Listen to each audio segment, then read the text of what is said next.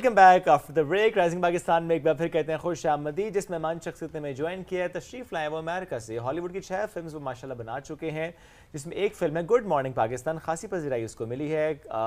बड़े अच्छे गाने भी उन्होंने प्रोड्यूस किए हैं। कुछ ऐसे प्रोजेक्ट्स हैं जो कि पाकिस्तान में अब वो करने वाले हैं, जिसमें कुछ काम हो चुका है और कुछ काम अभी उसका बाकी है। तो मेडिकल के शोबे से वाबस्ता लेकिन फिल्म मेकर बन गए। सो ये जो ट्रांजिशन था from a doctor to a film maker, ये ट्रांजिशन कैसे आया? आज के सवाल भी इस खान में रखेंगे। शायर भी हैं जी, एक और भी एंगल रखते हैं पर्सनालिटी का, एक और रुख के शायर भी हैं। तो इतने सारे काम कैसे एक साथ कर लेते हैं। सो आज गुफ्तगू, ये सारे काम साथ हो रहे हैं, बारी बारी एक एक काम बारी हो रहे हैं क्या? हाँ, प्रोफेशनली कौन सा काम है, शौक का कौन सा काम है, बहुत सारे सवालात हमारे माइंड में जो कि हम रखेंगे। डॉक्टर हसन के सामने हमारे साथ मौजूद है। डॉक्टर हसन, अस्सलाम वालेकुम, कैसे हैं आप? अस्सलाम वालेकुम, गुड मॉर्निंग। Good morning. मैं बिल्कुल ठीक हूँ। आप दोनों का जो है केमिस्ट्री बड़ी ज़बरदस्त है। हंसी खेल में जो है वो सुबह का शो हो रहा है।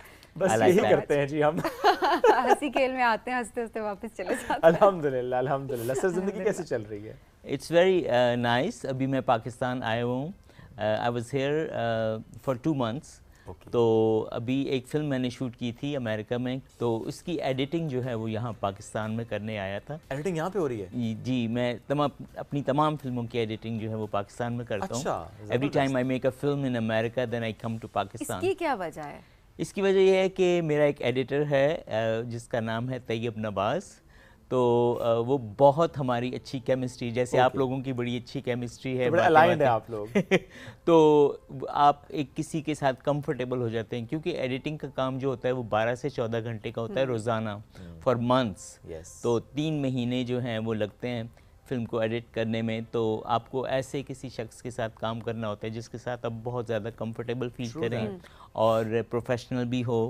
तो बहुत सारी ऐसी चीज़ें हैं कि जिनको मद्देनज़र रखते हुए मैं हमेशा फिर सोचता हूँ कि okay I should go to Pakistan. और बहन भाइयों से मुलाकात भी हो जाती है इसी बहाने, और पाकिस्तान की सैर भी हो जाती है। तो 2 महीने से मैं यहीं था और एडिटिंग चल रही थी, और साथ साथ जो है वो कुछ गाने थे मेरे, शायरी में लिखता हूँ बचपन से। तो मैंने सोचा कि कुछ गाने भी रिकॉर्ड किए जाएँ अगली फ़िल्म के लिए, जो कि मैं यहाँ पाकिस्तान में बनाने के बारे में सोच रहा हूँ। ओके, तो पाकिस्तान में जो फिल्म बनने वाली है वो that would be your first film in Pakistan, right? No, I have done 2 films before in Pakistan. कौन सी? एक फिल्म 2017 में मैंने की थी जिसका नाम था गुड मॉर्निंग पाकिस्तान, ठीक है। और वो 2018 में रिलीज़ हुई थी। अभी वो 20 चैनल्स पे वर्ल्ड वाइड जो है वो चल रही है।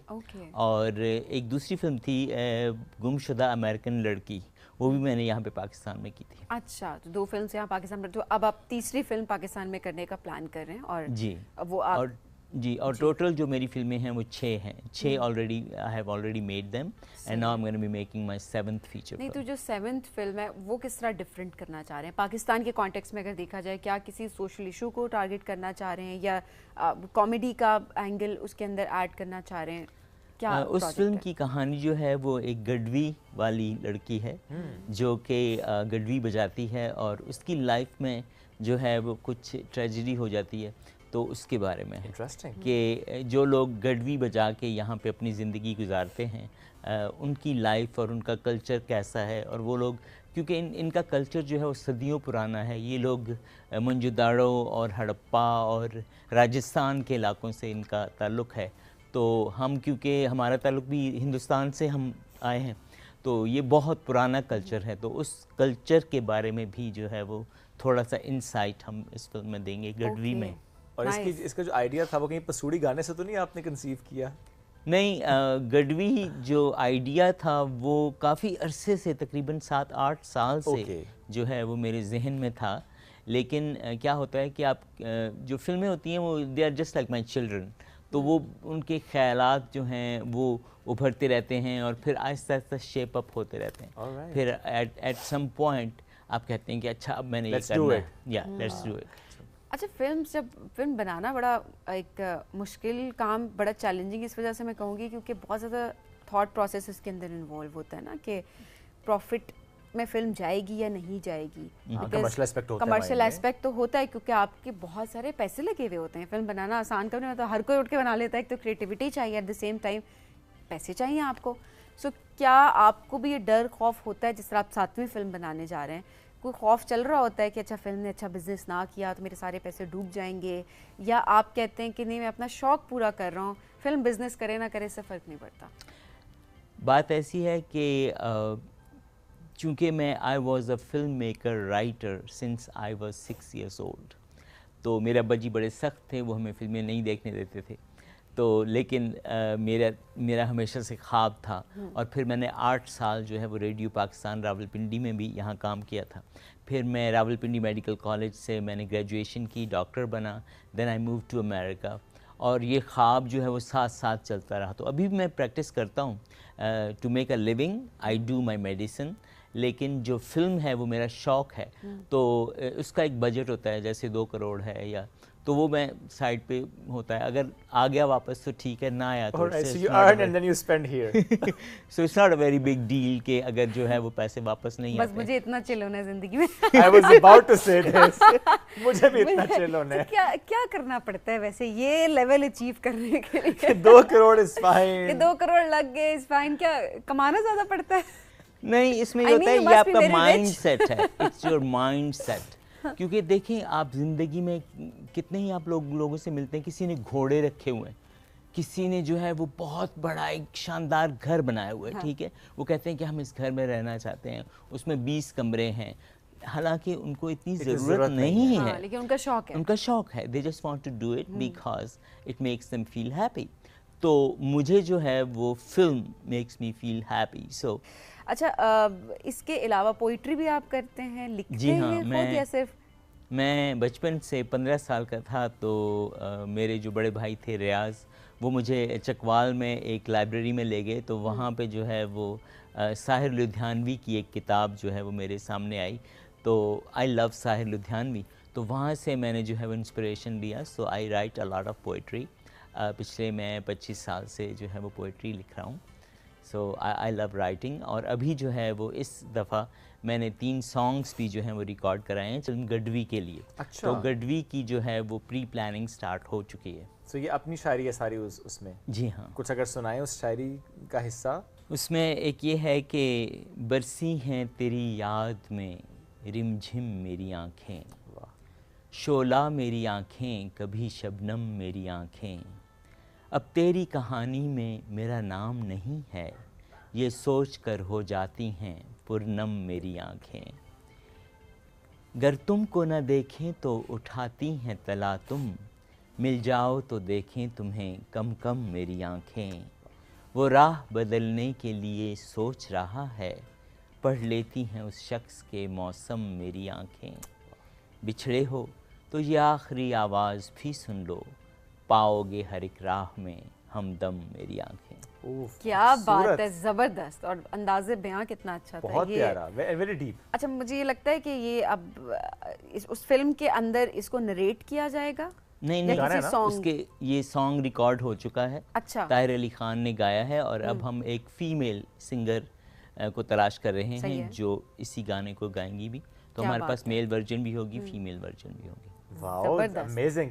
अच्छा, बात है ज़रा गुड मॉर्निंग पाकिस्तान, जो आपकी फिल्म थी, पाकिस्तान के ही ज़रा कॉन्टेक्स्ट में हम श्योर आपने बनाई, और वो पर ज़िराई बड़ी मिली, थोड़ा सा बताएंगे क्या स्टोरी थी उसकी? उसमें ये होता है कि एक लड़का, बेसिकली मैं 10 साल के बाद पाकिस्तान आया था फॉर द फर्स्ट टाइम, तो एक बहुत अजीब सी फीलिंग जो है वो सरायत करना शुरू हो गई मेरे अंदर कि यहाँ पे मैं पैदा हुआ था, ये मेरी धरती है, ये मेरे दरख्त हैं, ये मेरा कुआं है, ये मेरा घर है। तो उस फिल्म में भी बेसिकली वो फिल्म जो है वो मेरी अपनी लाइफ के बारे में है। उसमें एक लड़का जो है वो 20 साल के बाद Pakistan for the first time आता है, तो यहाँ पे आके उसका दादा जो है वो कैप्टन है, तो मेरे अब्बा जी भी कैप्टन थे आर्मी में, तो वो उसको बहुत प्यार मिलता है, और फिर जो है वो एक लड़की के साथ उसकी अंडरस्टैंडिंग होती है, लेकिन ये है कि जी आपकी भी हुई थी ऑफ कोर्स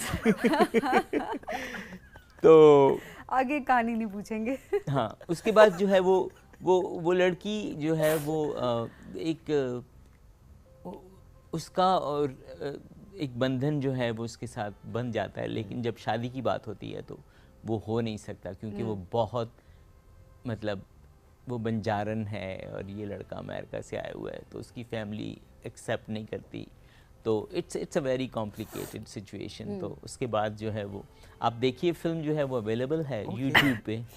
ये सारी फिल्म खासी रियल लाइफ स्टोरी से इंस्पायर्ड थी। क्या होता है कि जो कहानियाँ हैं ना, वो हम जो लिखते हैं वो हम अपनी लाइफ ही के अंदर से कहानियों को उनका इंतखाब करते हैं, और जब आप अपने दिल से कोई चीज़ लिखेंगे तो वो आप उसके अंदर जो है वो एक पैशन डाल देते हैं, तो उससे जो है वो आपकी कहानी निखर के और फिर ऑडियंस के साथ रिलेट भी, तो जो रियल स्टोरीज होती हैं वो कहीं ना कहीं किसी ना किसी घर में तो किसी ना फॉर्म में एग्जिस्ट तो कर रही होती है। बिल्कुल। सो जाहिर है लोग फिर उससे रिलेट भी कर पा रहे होते हैं। एब्सोल्युटली। और वो फिल्म गुड मॉर्निंग पाकिस्तान जो है वो अमेरिकन यूनिवर्सिटीज़ में पढ़ाई जाती है। अच्छा। जी हाँ, एज ए पाकिस्तानी कल्चर को रिप्रेजेंट करने के लिए।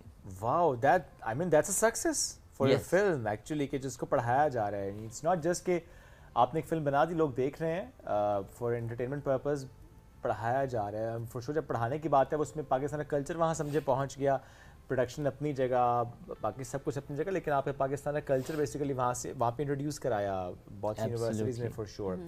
ऑलराइट, अभी जो मूवीज़ आप बना रहे हैं, जिस पे काम हो रहा है, उसमें गानों पे खास आपने का काम हो गया, ताहिर साहब का जिक्र भी आपने किया। सो मूवी में सबसे पहले आप गाने बना लेते हैं? जी हाँ, जो फिल्म की कहानी जो होती है वो मौसीकी से शुरू होती है, क्योंकि इंसान की ज़िंदगी में मौसीकी is a very important part of life. जैसे आप सुबह जागते हैं, अगर आप अच्छी मौसीकी सुने तो एकदम से आपकी तबीयत जो है वो बहाल हो जाती है। तो हम एज अ फिल्म मेकर्स अपनी फीलिंग्स को एक्सप्रेस करते हैं विद मौसीकी, विद म्यूज़िक। तो सबसे पहला एस्पेक्ट, जब हम कहानी सोच रहे होते हैं तो हम ये सोच रहे होते हैं कि इसके अंदर कौन सा म्यूज़िक जो है वो फिट होगा।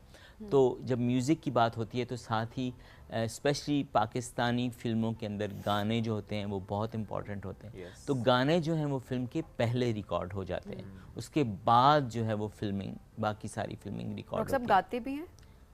मैं गाता भी, ये भी गाते भी हैं। देखा, ये समझ आ गई थी कि क्योंकि जितने आपने उसको अपनी एक फीलिंग्स के साथ बयान किया ना, तो समझ आ रही थी कि आप गाते भी हैं। कुछ हमें कोई पाकिस्तानी अच्छा सा गाना कोई गा के अपनी शायरी अगर आपने गाई हो अपनी शायरी, या जो जिसमें आप कंफर्टेबल हैं। अभी मैंने एक गीत लिखा है और उस गीत की कंपोजिशन भी मैंने, जितने गीत मैं लिखता हूँ उसकी कंपोजिशन भी मैं खुद ही बनाता हूँ, तो थोड़ा सा आपको सुना देता हूँ। दिल के घरोंदे में कर लो बसेरा, दिल के घरोंदे में कर लो बसेरा, मैं हूँ अकेला पंछी कोई नहीं है मेरा, दिल के घरोंदे में कर लो बसेरा, दिल के घरोंदे में कर लो बसेरा। और सब शादी हो गई है ना? बिल्कुल शादी भी होगी, ये बच्चे भी हैं, एक बच्चा। मैंने कहा पूछ लूँ ना कि दिल के घरोंदे में बसेरा तो है ना। खुश रहें सर, आप बात रहें, हंसते मुस्कुराते रहें, ज़बरदस्त काम करते रहें। जितना काम आपने किया माशाल्लाह बड़ा अच्छा, और अभी आगे भी जो आप काम करें उसके लिए wish you all the best. Thank you very much for joining us doctor साहब। हम एक ब्रेक की तरफ बढ़ने, ब्रेक से वापस आएंगे, रहिए हमारे साथ। ये है राइजिंग पाकिस्तान।